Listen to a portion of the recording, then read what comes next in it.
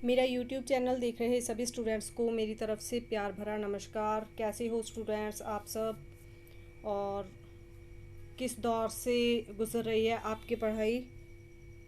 आपकी अच्छी तैयारी हो रही होगी, और जो भी आप पढ़ रहे हो, आप तैयारी कर रहे हो, अच्छी ही हो रही होगी स्टूडेंट्स आपकी। और 2-3 दिन रह गए हैं आपके, जो आपका पहला DEC 1 का जो एग्ज़ाम है उसमें 2-3 दिन रह गए हैं स्टूडेंट्स। तो आप अच्छे से पढ़ाई कीजिए, अपनी तैयारी कीजिए, ताकि आपको आने वाले वैकेंसीज़ में आपकी सिलेक्शन हो सके स्टूडेंट्स। आपको एक गुड न्यूज़ भी मैं दे रही हूँ कि वैकेंसीज़ मंजूर हो गई हैं गवर्नमेंट की तरफ से, और ये कभी भी वैकेंसीज़ जो हैं वो आ सकती हैं। इसीलिए आपको अपने ये जो एग्ज़ाम हैं वो हर हाल में क्लियर करने हैं, और आपका यहाँ पे मूल्य भी पड़ने वाला है स्टूडेंट्स। आपके लिए ये बहुत ही लाभकारी सिद्ध होने वाला है, जो कि आप NTT या DEC का डिप्लोमा कर रहे हो या डिग्री कर रहे हो, जो भी है बहुत ही आपके लिए ये लाभकारी है स्टूडेंट्स। तो स्टूडेंट्स, आपकी हेल्प करने के लिए मैंने और क्वेश्चंस बनाए हैं। 4-4 नंबर वाले क्वेश्चंस हैं स्टूडेंट्स आपके लिए। तो चलिए हम पहला क्वेश्चन देखते हैं स्टूडेंट्स। मैं आपका ज़्यादा समय नहीं लूँगी। तो आपका पहला क्वेश्चन है यहाँ पे, निम्नलिखित को स्पष्ट कीजिए। तो पहला पॉइंट है कूजन। हमारा पहला क्वेश्चन है यहाँ पे, कूजन को स्पष्ट करना है हमें कि कूजन क्या होती है, क्या होता है कूजन स्टूडेंट्स। चलिए देख लेते हैं। लगभग 1 महीने की आयु में शिशु रोने के अलावा कूजन भी करने लगते हैं। मतलब कि 1 महीने की आयु में जब वो रोते हैं, हंसते हैं, तो उनके मुंह से एक नन्ही सी आवाज़ निकल के बाहर आती है। तो वो उनकी क्या होती है, कूजन होती है। नन्ही सी आवाज़ निकल के आती है, जितनी भी आवाज़ उनके मुंह से हमें सुनाई देती है वो कूजन होती है। तो चलिए आगे है, यह अवस्था चौथे या 5वें महीने तक चलती है। स्वरों के स्वरों के समान ध्वनियों को कूजन कहते हैं। स्वरों के समान ध्वनियाँ, स्वर जैसे देखिए, विशेषकर हमें बताया गया है कि ऊ जैसे ध्वनि को, जैसे बच्चा अपने मुंह से आवाज़ निकालता है तो ऊ जैसी आवाज़ आती है उसके मुंह से, और उसको हम ध्वनि कह सकते हैं, कूजन कह सकते हैं। शिशु कूजन ध्वनियाँ तब उत्पन्न करते हैं जब वो संतुष्ट होते हैं, अर्थात वे भूखे नहीं होते और उन्हें किसी प्रकार की असुविधा नहीं होती। स्टूडेंट्स, जब जो बच्चे होते हैं अपने मुंह से आवाज़ निकालते हैं, जब वो प्रसन्न होते हैं, आवाज़ निकालते हैं, तो अपनी आवाज़ में वो बच्चा जब माँ के पास होता है, उससे उसके साथ खेलता है, तो अपनी आवाज़ में बातें करता है, या तो वो कूजन है या फिर कोई ध्वनि है, तो उससे ही कूजन कहते हैं। जब बच्चा रोने लगता है वो कूजन नहीं होता है स्टूडेंट्स। बच्चा रो के आवाज़ करता है, रोते हुए बच्चे की आवाज़ आती है, तो वो कूजन नहीं कह सकते हम उसे। बच्चा जब प्रसन्न होता है, खुश हो के माँ के साथ खेलता है, तब उसके मुंह से आवाज़ आती है, कुछ बोलता है, तो उसको हम कूजन कहते हैं। तो आगे चलते हैं। जब वे संतुष्ट होते हैं, अर्थात वे भूखे नहीं होते हैं और उन्हें किसी प्रकार की असुविधा नहीं होती है, तभी बच्चे खुश होते हैं। कूजन करने में उन्हें मज़ा आता है। जब शिशु कूजन करते हैं तो आसपास के लोग उसी ध्वनि को दोहराते हैं।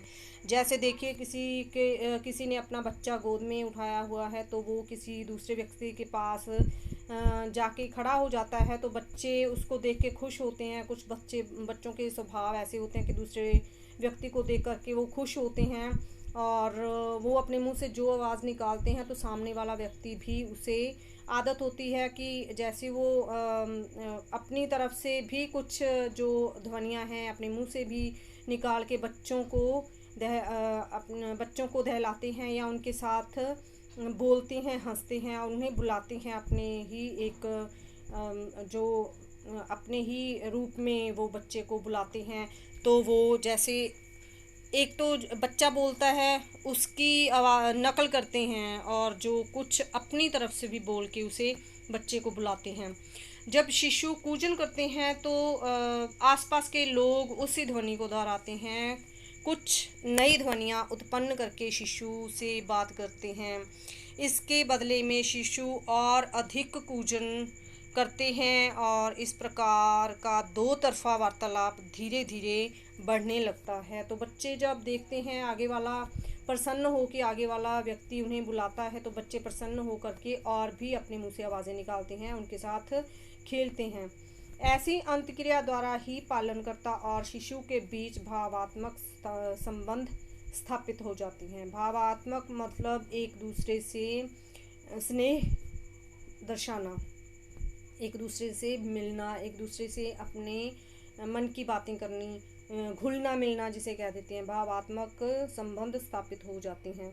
तो स्टूडेंट्स ये था कूजन। तो आपको 2 नंबर वाला क्वेश्चन भी आ सकता है कि कूजन क्या होता है।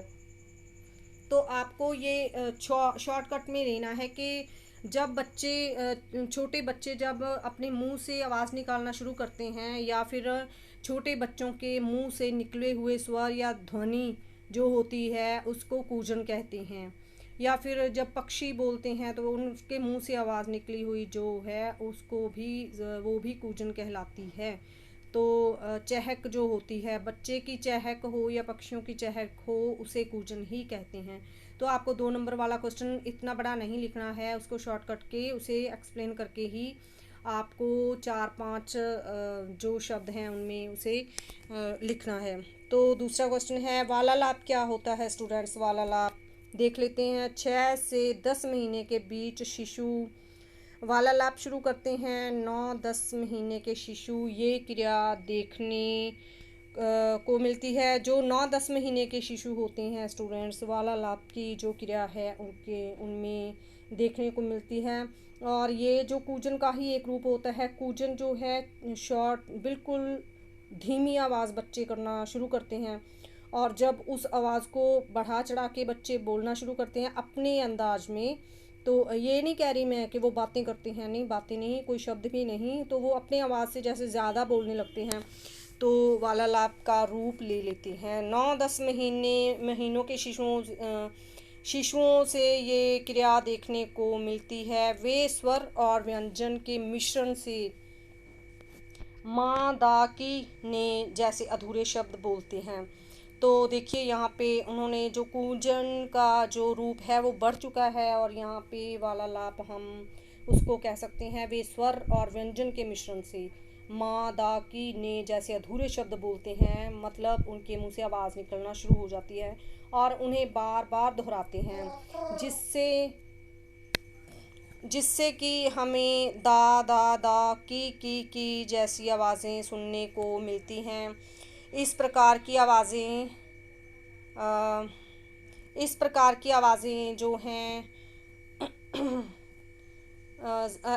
इस प्रकार की आवाज़ों को ही वालालाप कहा जाता है। 9-10 महीनों के शिशु वालालाप वाले शब्दों को जोड़कर वाक्य की रचना करते हैं। तो जाहिर है कि जैसे जैसे बच्चा बड़ा होता है तो उसकी आवाज़ में भी बदलाव आने लगते हैं, बोलना शुरू कर देता है। जैसे बच्चे बहुत छोटी सी आवाज़ निकालते हैं और बाद में वो बड़ी होती है और बड़ी होती है, शब्दों में बदल जाती है। शब्दों से जो 1 शब्द 2 शब्द से 3 शब्द ऐसे वाक्य बनाना शुरू कर देते हैं। इन शब्दों में वयस्कों की भाषा के शब्द नहीं होते हैं। जो वयस्क बोलते हैं वैसे बच्चे नहीं बोलते हैं, परंतु वयस्कों की भाषा का लहजा और उसकी लय होती है। और वो जैसे कि आपको पता है कि बच्चे जो हम वयस्क होते हैं उनके बीच में ही रह के सब कुछ बोलना शुरू करते हैं, तो उनका एक जो लहजा है छोटा सा, वो उनकी बोली में हमें सुनने को मिलता है। वालालाप में संवेगात्मक भाव भी होते हैं, जिससे कि शिशु का गुस्सा, भय, खुशी या आश्चर्य प्रकट होता है। जैसे मैंने आपको बताया था कि जो संवेगात्मक या संज्ञानात्मक क्या होता है, तो इमोशंस यहाँ पे हमें दिखाए गए हैं। बच्चे का गुस्सा, भय, खुशी या आश्चर्य प्रकट भी करता है। जब शिशु वालालाप के साथ साथ इशारों का प्रयोग करते हैं तो इससे हमें यह समझने में मदद मिलती है कि शिशु क्या कहना चाहते हैं। वालालाप के साथ साथ शिशु अपनी आवश्यकताएं बताने के लिए रोने का प्रयोग करते हैं। तो जैसे उन्हें कोई चीज़ चाहिए या शिशु कुछ दर्शाना चाहते हैं, तो वहाँ पे वो वार्तालाप के रूप में हमसे बोलते हैं और हम समझते हैं कि वो क्या कह रहे हैं। तो ये था स्टूडेंट्स हमारा वार्तालाप क्या होता है। तो चलिए आगे चलते हैं। खोजबीन के क्षेत्र। तो खोजबीन के क्षेत्र की परिभाषा, खोजबीन के क्षेत्र का तात्पर्य और क्या आपसे अभिप्राय है या फिर खोजबीन की परिभाषा क्या है। तो चलिए इसे देख लेते हैं। ऐसा स्थान यहाँ बच्चे की रुचि की जो सामग्री है वो रखते हैं ताकि बच्चे उससे संबंधित चर्चा करके उस पर प्रयोग करें, खोज का क्षेत्र कहलाता है। तो यहाँ पे जाहिर है कि पाठशाला हो या फिर खेल का केंद्र हो या बाल केंद्र हो, वहाँ पे जो भी बच्चे सीखते हैं तो खोज तो होती है ना, हर बात की खोज होती है। या फिर बच्चों के हम शब्द सिखाते हैं या कोई गेम कराते हैं या फिर कुछ उन्हें और कुछ बनाना सिखाते हैं, पेंटिंग या ड्राइंग जो भी है, होती तो खोज ही है। कुछ भी नया किसी को भी स्टूडेंट को सिखाया जाता है तो वो खोज ही होती है। देखिए यहाँ पे हमसे कहा गया है कि ऐसा स्थान यहाँ बच्चों की रुचि की सामग्री रखते हैं ताकि बच्चे उससे संबंधित चर्चा करके उस पर प्रयोग करें, खोज का क्षेत्र कहलाता है।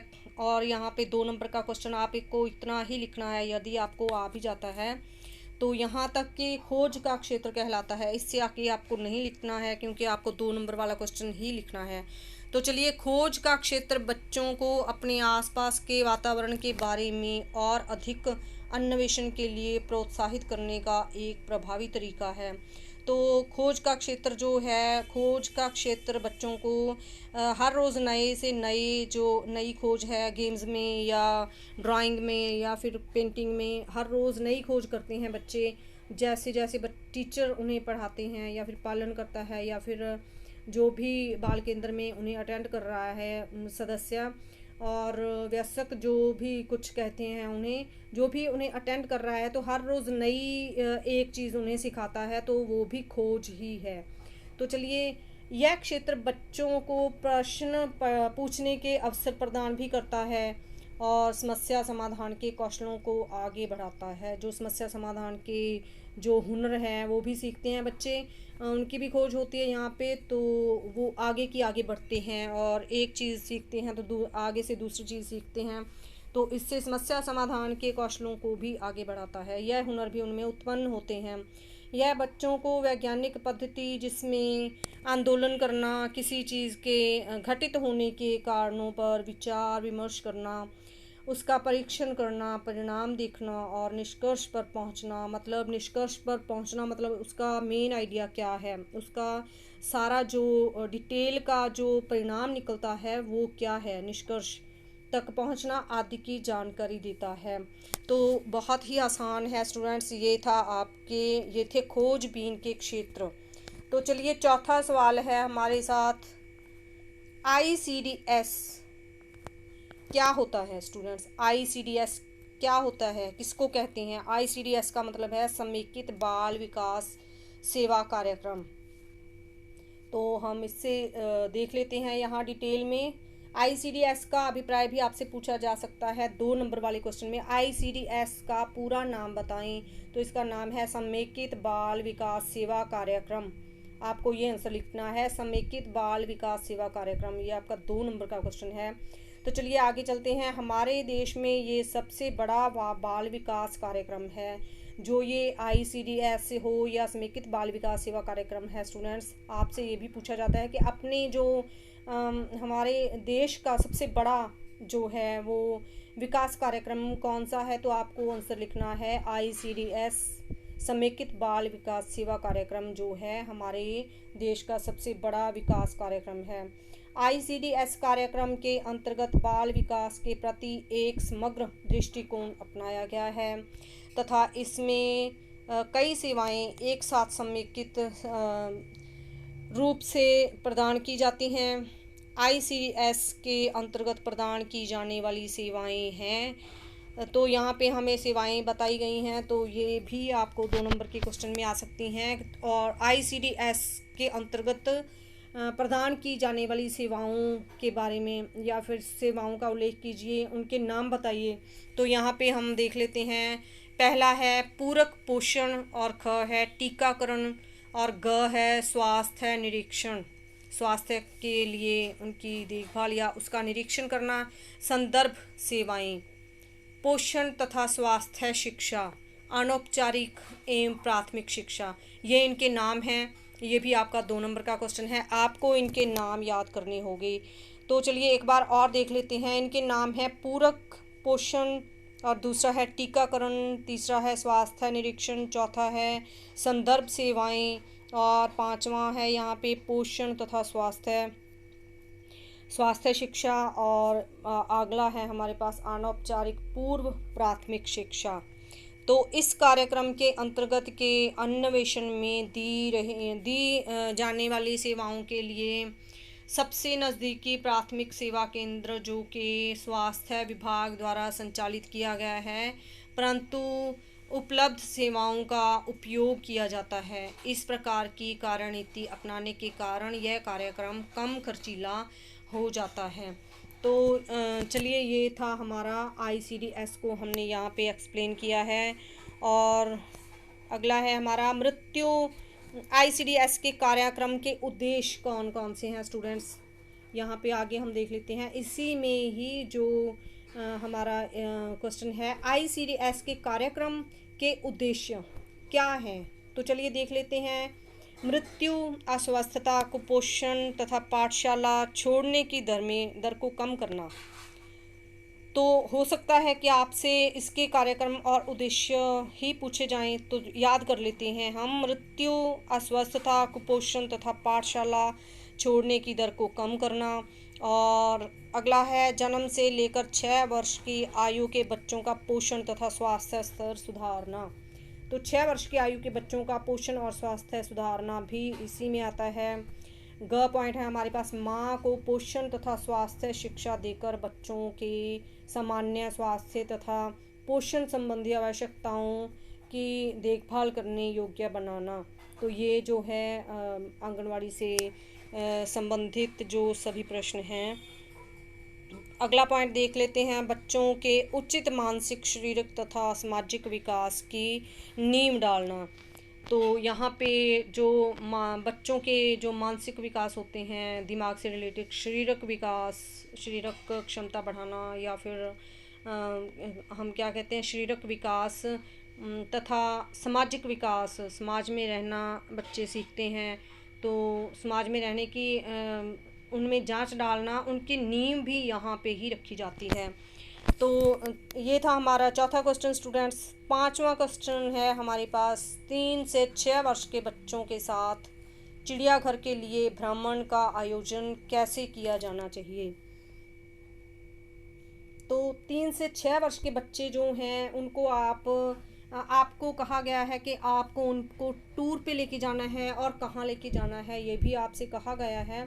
तो यहाँ पे हमसे कहा गया है कि चिड़ियाघर के लिए भ्रमण का आयोजन आप कैसे करेंगे, और उसमें कौन कौन सी बातों का ध्यान आपको रखना होगा। भ्रमण स्टूडेंट्स मतलब यात्रा, चिड़ियाघर की यात्रा पे आपको बच्चों को लेके जाना है। वहाँ पे आपको क्या क्या सावधानियाँ बरतनी होंगी, या फिर आपकी क्या जिम्मेदारियाँ हैं वहाँ पे जो आपको निभानी पड़ेंगी।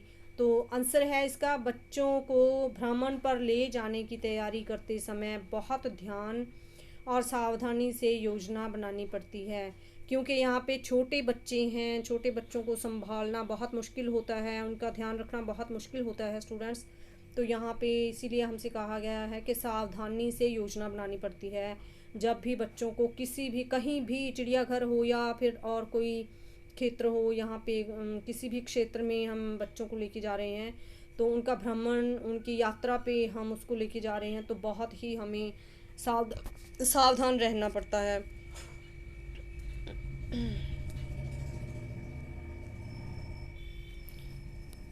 तो हमारा अगला पॉइंट है, बच्चों को चिड़ियाघर ले जाने से पहले वहाँ का भ्रमण समय देखना चाहिए कि वहाँ पर बच्चों को क्या रोचक लग सकता है और क्या खतरनाक हो सकता है। तो यहाँ पर भी लेके जाना है बच्चों को। यदि हम पहले उसको देख लें तो अच्छा है, ताकि हमें बाद में कुछ भी मुश्किल या कठिनाई का सामना ना करना पड़े। कहीं ऐसा ना हो कि यहाँ पर भी हम बच्चों को लेके जा रहे हैं, वहाँ पे हम बच्चों को ले जाएं और वहाँ पे हमें बहुत सारी मुश्किलों का सामना करना पड़े। तो इसीलिए यहाँ पे हमें क्या कहा गया है कि बच्चों को चिड़ियाघर ले जाने से पहले वहाँ का भ्रमण समय करना चाहिए, ताकि वहाँ पर बच्चों को क्या रोचक लग सकता है इसका पता चल सके, और क्या खतरनाक हो सकता है उसका भी हमें उससे भी सावधान हो सकें। निम्न व्यवहारिक संकेतों को अपना सकते हैं। तो यहाँ पे हमें संकेत दिए गए हैं कि कौन कौन से संकेत हम अपना सकते हैं। पहला पॉइंट है, बच्चों को भ्रमण पर ले जाने से पूर्व माता पिता से अनुमति लेना। जब भी बच्चों को आप यात्रा पर लेके जा रहे हो कहीं पर भी, तो उससे पहले बच्चों के माँ बाप से बात कर लेनी चाहिए। दूसरा है, भ्रमण से पूर्व और बाद में बच्चों की गिनती, और यात्रा पे जाने से पहले भी बच्चों को गिनना है तो बाद में भी बच्चों को आपको गिनना है, ताकि बच्चों के लिए आप सावधान रहें और बच्चों का कोई भी नुकसान ना हो। तो प्रत्येक बच्चे के लिए एक कार्ड बनाना जिस पर उसका नाम और पता लिखा हो, ये भी बहुत ही आपके लिए लाहेवंद जो है पॉइंट है। देखिए स्टूडेंट्स कि हर एक बच्चे का कार्ड बना होना चाहिए, ताकि उसका पता चल सके कि ये बच्चा कौन सा है और कौन से घर से हमने इसको साथ में पिक किया है। तो यदि उसके साथ उसका एड्रेस होगा तो आपको ही उसके पेरेंट्स के साथ कांटेक्ट करने में आसानी हो सकती है। तो अगला पॉइंट है, प्राथमिक चिकित्सा का डिब्बा अपने पास रखना। प्राथमिक चिकित्सा मतलब स्टूडेंट्स फर्स्ट एड का बॉक्स जो होता है बच्चों के लिए, दवाइयों का इंतज़ाम, बच्चों के लिए कुछ भी चोट लग सकती है या फिर बच्चों का कोई भी प्रॉब्लम आती है तो आपको उसको हैंडल करना है। तो आपके पास फर्स्ट एड का बॉक्स भी होना चाहिए, दवाइयाँ वगैरह आपके पास आपके साथ होनी चाहिए, ताकि आपको यात्रा के दौरान कोई भी मुश्किल ना आए। बच्चों के लिए पीने का पानी साथ में रहना, ये तो ज़ाहिर सी बात है कि बच्चे जब होते हैं साथ में तो पानी हमारे साथ ही होता है। हम खुद भी जाते हैं, जब पेरेंट्स भी जाते हैं बच्चों को साथ लेके, तो भी पानी उनके पास ही होता है। तो चलिए, भ्रमण के दौरान क्या होने वाला है यहाँ पे, चिड़ियाघर भ्रमण के दौरान ऐसे अवसर उपलब्ध करा सकते हो जो बच्चों को एक अलग ही अनुभव दे सकता है। जैसे बच्चों को यह दिखाना कि कौन से पशु मांस खाते हैं तथा कौन से घास इत्यादि खाते हैं। बच्चों को सिखाने के लिए स्टूडेंट्स आपके लिए ही ये अच्छा है कि उनको एक्सपीरियंस उनका करवाने के लिए आप ये साथ साथ में जैसे जैसे आप यात्रा करते हो, कहीं पे भी किसी भी स्थान पे बच्चे को लेके जाते हो, कुछ भी दिखाते हो, तो उसके साथ साथ सवाल जवाब भी करने चाहिए कि ये क्या है और कहाँ से आता है, या फिर कुछ भी जानवर हैं या पक्षी हैं जो आप जिन्हें बच्चों को दिखा रहे हैं। तो हमें यहाँ पे दिखाया गया है कि जैसे बच्चों को यह दिखाना कि कौन से पशु मांस खाते हैं और तथा कौन से घास खाते हैं, इसको भी साथ साथ में एक्सप्लेन करना चाहिए। इससे उनमें मांसाहारी, शाकाहारी तथा सर्वाहारी का ज्ञान होगा। तो चलिए, भ्रमण के बाद क्या होता है, चिड़ियाघर भ्रमण के दौरान बच्चों ने जो देखा उसके आधार पर आगे के दिनों में बच्चों को कई संकल्पनाओं से परिचित कराया जा सकता है। और यहाँ पे चिड़ियाघर भ्रमण के दौरान बच्चों ने जो देखा उसके आधार पर आगे के दिनों में, हाँ, तो यहाँ पे जो भी देखा है हम आगे भी उनसे रिलेटेड ही और भी संकल्पनाएं बच्चों को करवा सकते हैं। बच्चे खुद भी बता सकते हैं जो हमने देखा उसको आगे एक्सप्लेन करके, ताकि उन जैसा जो वो वहाँ पे यात्रा पे देख के आए हैं, उन जैसा उन्होंने कहीं और भी देखा है, आप उनके साथ सवाल जवाब कर सकते हैं। तो भ्रमण से लौटने के पश्चात बच्चों को उसके बारे में बातचीत करने के लिए प्रोत्साहित किया जा सकता है।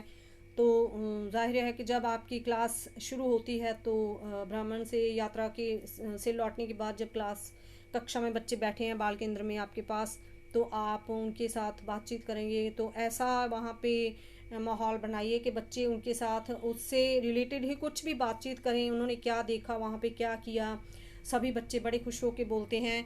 बच्चों से उनके अनुभव के बारे में पूछा जा सकता है।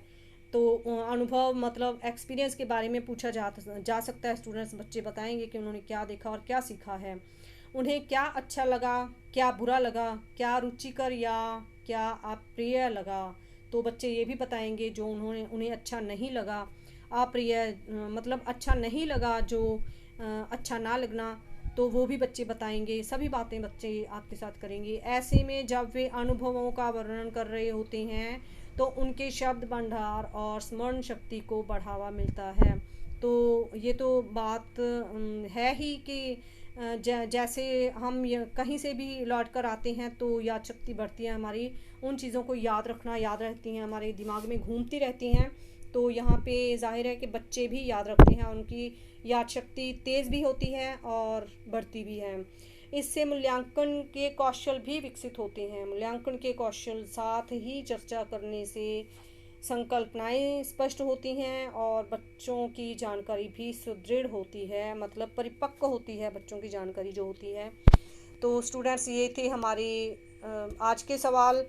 तो मैं आशा करती हूँ आपको हेल्प मिलेगी। तो स्टूडेंट्स, मैं आपसे एक बात कहना चाहती हूँ कि बहुत सारे क्वेश्चंस है जो समय हमारे पास बहुत कम है।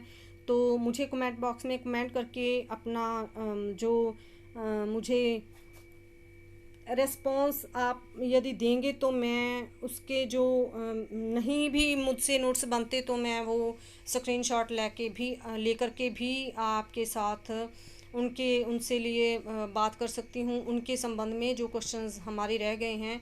तो मुझे कमेंट बॉक्स में कमेंट करके रिस्पांस दीजिए कि नहीं भी लिखा जाता है तो भी मैं वो सीधे ही आपके साथ स्क्रीनशॉट लेके शेयर करूँ, या फिर मुझे लिखने ही पड़ेंगे। तो इसके इसके संबंध में आप मुझे कमेंट ज़रूर कीजिए। तो चलिए, आप लोग अपनी पढ़ाई कीजिए, मुझे दीजिए आज्ञा। धन्यवाद।